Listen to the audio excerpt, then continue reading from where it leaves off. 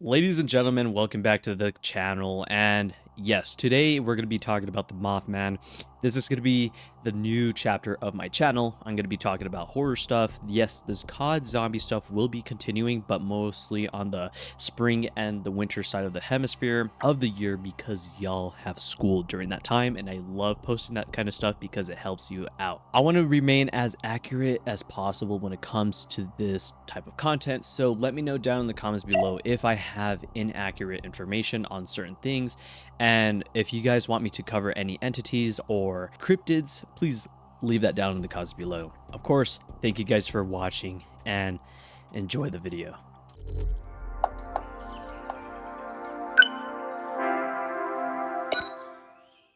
In the latter half of the 20th century, the Appalachian Mountains, there was a huge skyrise of entities, paranormal activity, extraterrestrial activity. It was a huge boom when it came to that section of like horror and just conspiracy theories, even like governmental conspiracy theories, and it was insane during that time. Mind that the story that I'm going to be touching with the Mothman's origins is going to be taking place in the 1960s in Point Pleasant, and this is in West Virginia, and that entire geography is just full of cryptids. The Appalachian Mountains has home of, I mean, Bigfoot's everywhere, but you got him, you got of course the Mothman, you got the Appalachian Lights, and you got aliens, and you got everyone. The entire neighborhood of cryptids live there as well. And I think that's the funniest thing ever. And there's going to be a lot of conspiracies that we're going to be touching into regarding the Mothman, because believe it or not, the Mothman did fly over to Russia and cause a ruckus twice. We're going to be touching into other conspiracy theories. This is when the men in black actually do show up to this specific individual's house, and he has all of the information when it comes to the Mothman. He has people's like personal reports on the Mothman. He made like a couple stories, I think a book, and there is a show of the Mothman, and they went into more detail. There's one site in particular, and it is a TNT site. It is officially known as the McClintock Wildlife Management Area.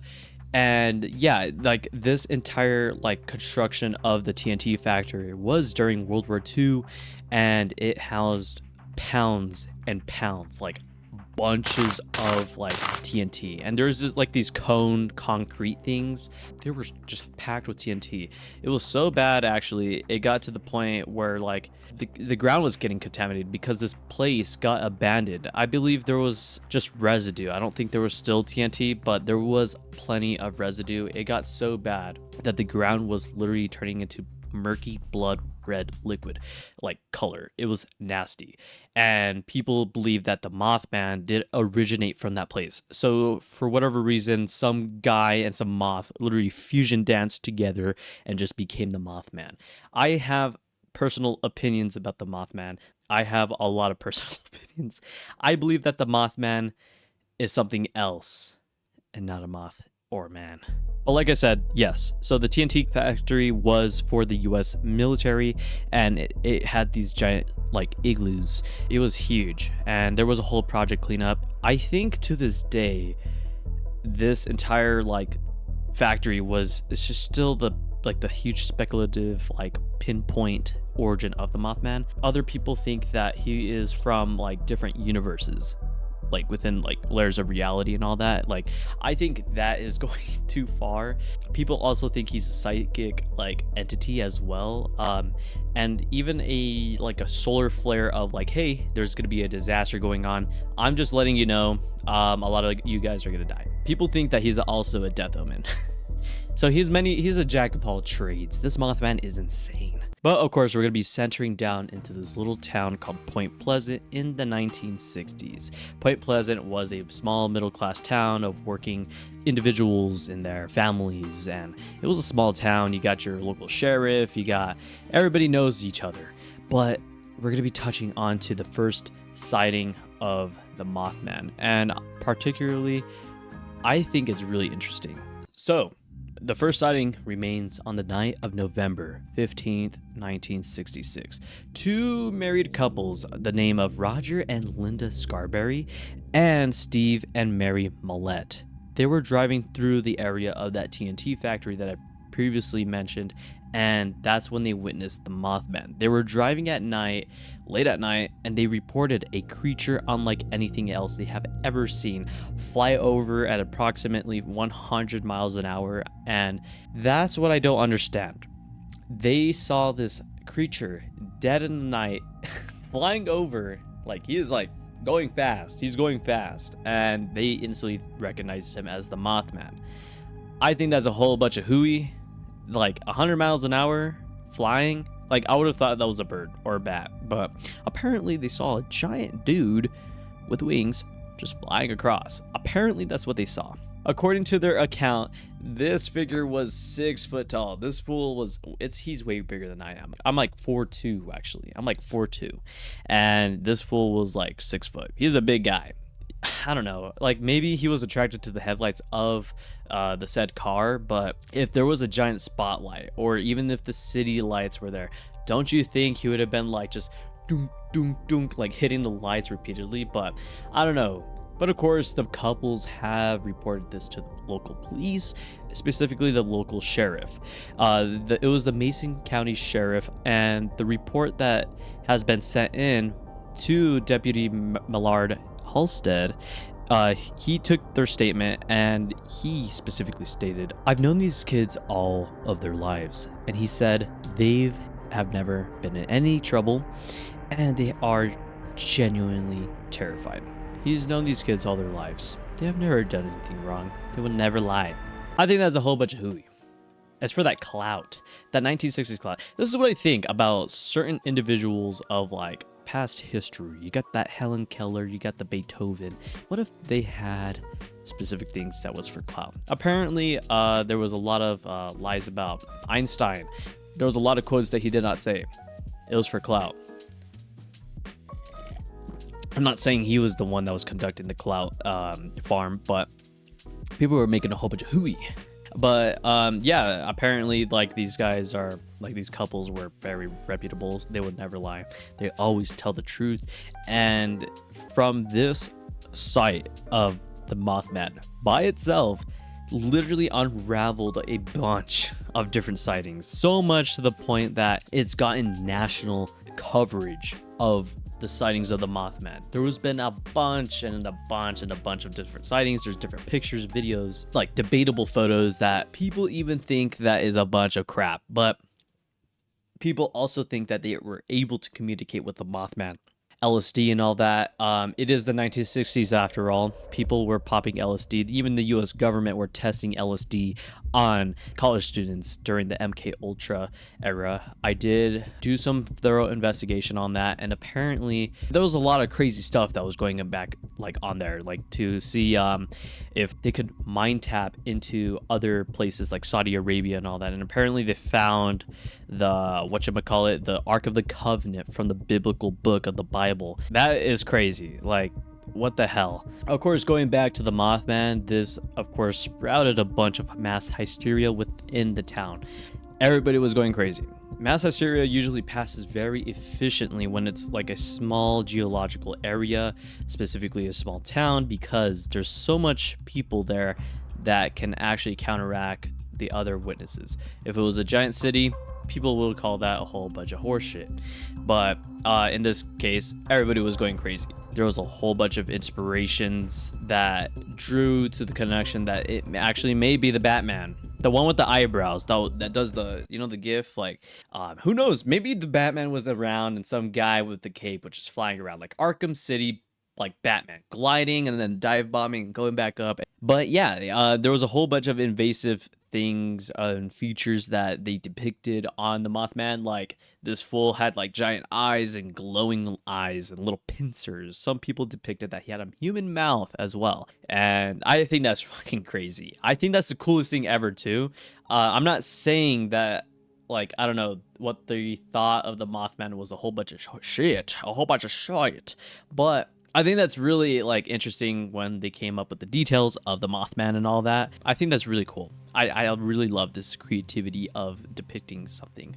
The story does pick up like into, of course, the newspapers, like I said, and later on, national wire. Dang, I have like a 5th grade level of articulation. Okay.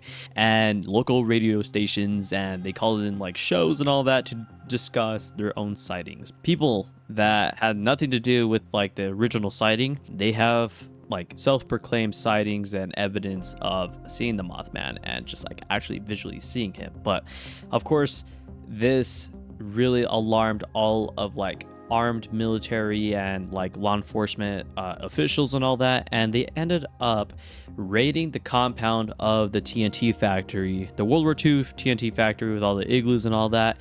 And they literally went in there with rifles and flashlights to look for the Mothman himself. And I think they only went there for a little bit. I think it was just like the local police.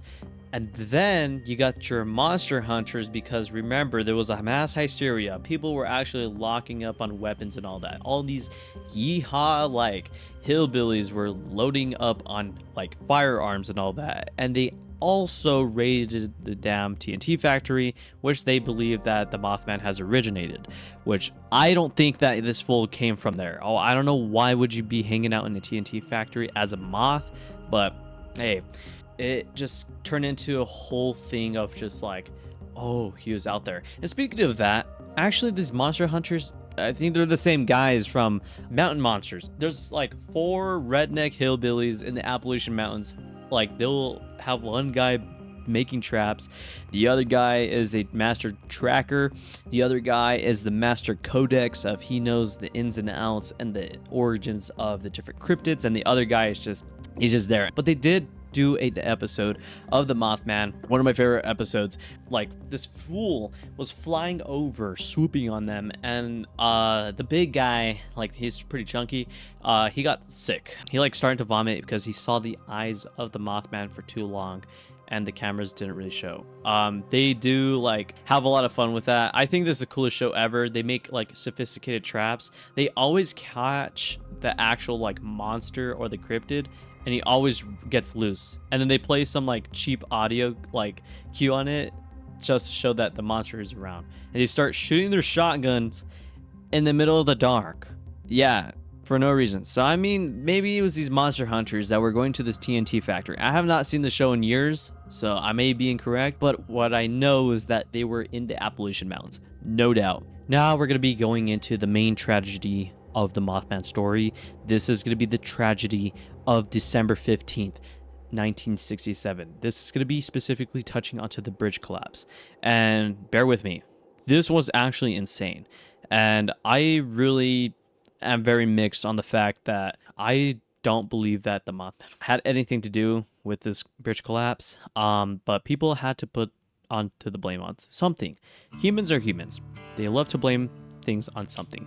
So of course they're gonna blame it onto the Mothman. But let me tell you the story before I start just going into my own opinions. So at approximately 5 p.m. on December 15th, 1967, the Silver Bridge, which connected Point Pleasant and West Virginia to Gallipolis, Ohio, collapsed during the peak rush traffic hour, and 31 vehicles were set plunging into the freezing waters of the Ohio River, and 46 people died, drowning in that cold water. And from the images, the bridge is really small. It's a really small bridge, and it was a high traffic thing. That's where everybody was going to work.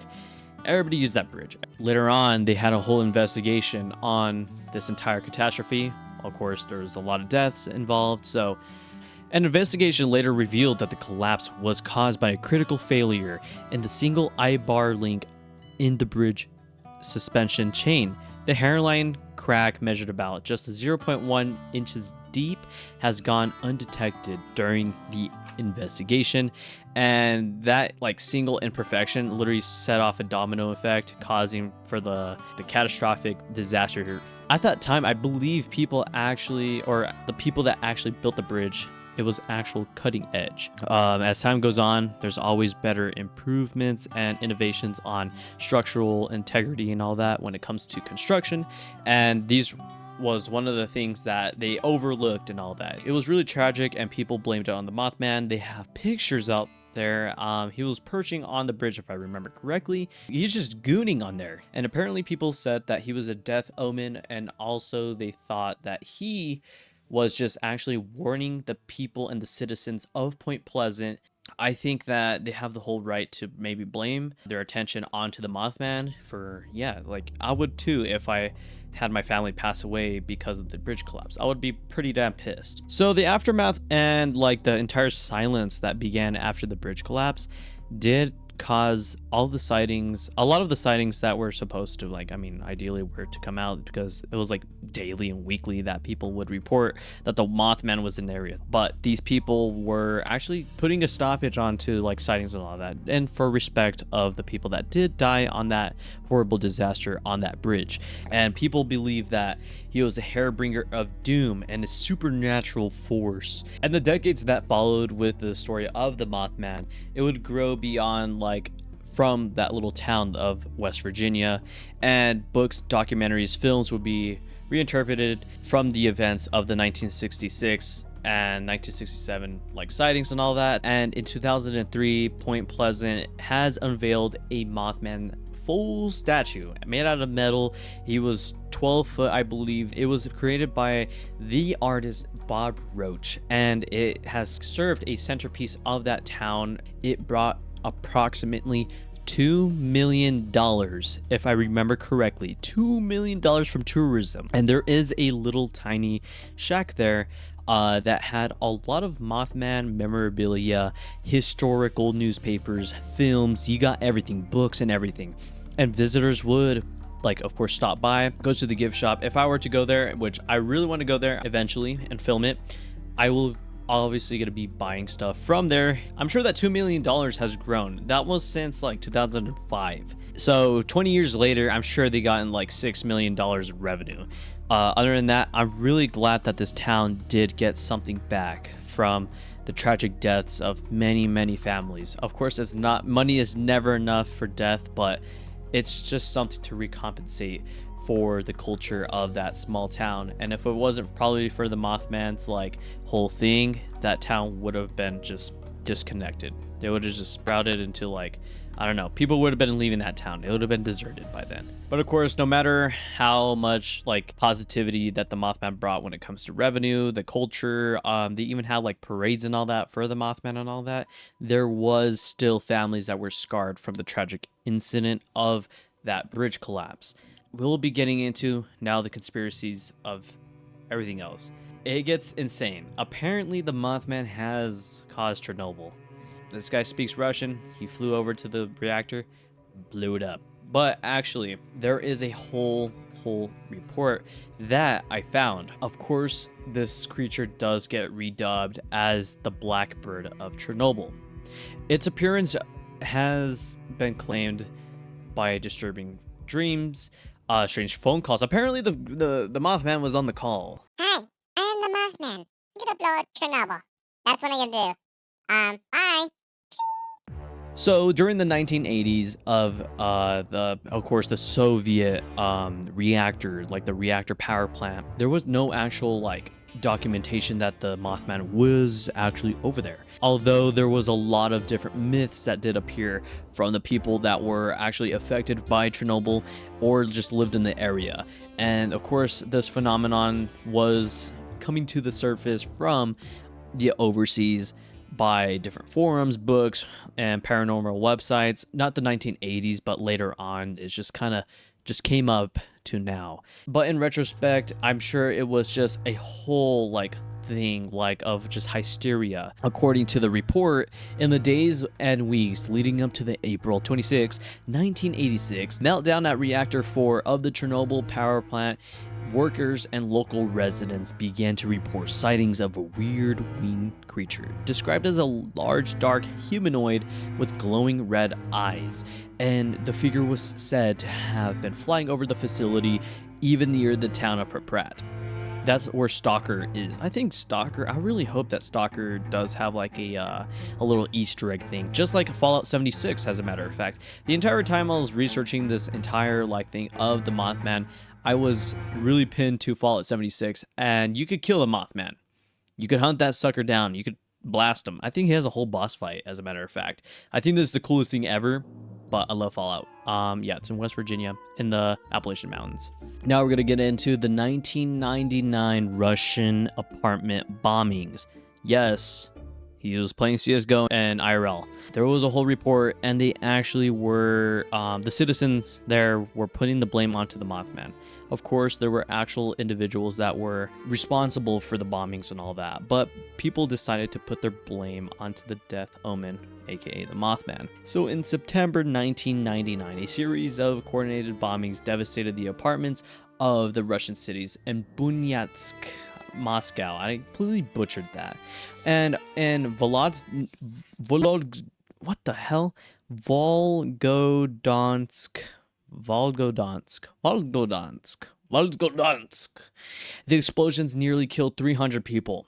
Apparently the Mothman had something to do with this. I call that bullshit. Again. And injured more than like 1,000 other people. Dude. Holy shit. Over that span of time, it created widespread like fear, becoming a pivotal trigger for the Second Chechen War. And there was a lot of history with that, but people decided to put the blame onto like some mythical creature. And I will get to that. But of course, not directly to the Mothman that it was linked by. The event occasionally appeared in conspiracy theories, suggesting a pattern of ominous sightings before major disasters, notably like suspicious activity and an explosive device that was just really suspicious as well, that was so happened to be planted there right after the sightings of the Mothman. This explosive device eventually was discovered in Raisin? I don't know. But shortly after the bombings leading up to that, it actually was revealed that the scandal was to be a part of the FSB training drill. So apparently it was for a training drill, but through investigations attributed to the attacks to the Chechen militants, some researchers and ex-intelligence agents that are a part for the Space Force and the aliens, and such as Alexander Litvinenko, alleged events may have been orchestrated by the Russian security forces as a false flag operation, and these claims remain hotly disputed and politically charged. Apparently there was a huge connection with the Mothman with this as well, and I believe like there was actual individuals from both sides to spark this war to happen. Like, people need to understand that you can't just blame some mythical creature that you know that's speculation. This is a home of a USA moth. Like, how often do you see a moth going across seas? Unless there's a Russian wearing hat Mothman just cruising around in that area. But oh well. But we're gonna be getting into the personal encounters, which is actually insane. I believe that is probably part of the coolest thing. So I'm gonna be reading these reports, so bear with me, and these get pretty wild. One such account becomes from Marcella Bennett, who was visiting a friend near that TNT area in November 1966. As she approached her car, she noticed a tall, dark figure rising from the ground. In her words, it was a huge gray with wings folded against his back, with glowing red eyes. Marcella was so shaken, she dropped her baby. She saw this guy, dropped the baby. All right. But she pulled herself to safety by her companions. If anything, I would have like rear naked choked that baby. You know what I mean? Like, this is the baby, just choke him. I don't know, why would you drop that sucker? Maybe it was a whole accident that she actually dropped her baby, and this was actually her testimony on why she did that. I think it's an excuse of slippery misconduct of holding your child. Even decades later, sightings reported continue to emerge. Like in 2016, a man driving along Route 2 near Point Pleasant claimed to have photos of a large winged creature overhead. The story reinvigorated the public interest and reopened the question, is the Mothman still among us? Of course, these stories were often dismissed and ignored by like mainstream media because there was just so many of it. It got into the point where even the media thought it was like all bullshit. I mean, they're like me. Too many sightings and reportings, I think it's bullshit. Or if I see that sucker like right there on my windowsill, or right there when I get out of the vehicle of my car, I don't know, I'm in the gas station, or I'm just somewhere nice and I just see that guy with the wings and all that chilling there, maybe I'll believe it. But other than that, there was too many sightings, too many reports. Everybody called it a whole bunch of hooey and clout chasing. But John Keel was the most significant person, and he began and wrote the Mothman prophecies. One of the most influential individuals of the Mothman entire like mythos. And John Keel did a lot of investigations when it came to Point Pleasant and the sightings, and when it came to the residents of Point Pleasant. And he asked several questions, and apparently he had his own sightings with himself. He had even interactions with witnesses of like law enforcement and all that, local officials, revealed patterns that he found difficult to explain. He did receive like bizarre phone calls, and many of which was like electronic distortion and all that. So it was just like super weird. And apparently the men in black did show up on his front porch, and they told him to stop doing his investigations because maybe he was getting to something close.